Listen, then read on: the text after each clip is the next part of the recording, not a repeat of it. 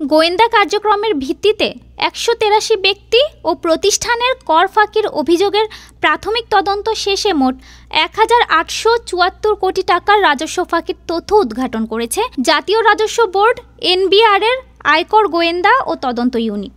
এরই মধ্যে ৬৩ ব্যক্তি ও প্রতিষ্ঠানের কাছ থেকে আদায় করা হয়েছে ১১৭ কোটি ৪৩ লাখ টাকা।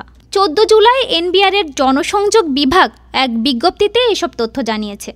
এতে বলা হয় ২০২৪ সালের জানুয়ারি থেকে চলতি বছরের জুন মাস পর্যন্ত সময়ে এসব কর ফাঁকি উদ্ঘাটন করা হয়েছে। নবগঠিত একটি সংস্থা হিসেবে জনবল ও লজিস্টিক সহ নানা সীমাবদ্ধতা থাকা সত্ত্বেও আয়কর গোয়েন্দা ও তদন্ত ইউনিট নিরলসভাবে কাজ করে যাচ্ছে।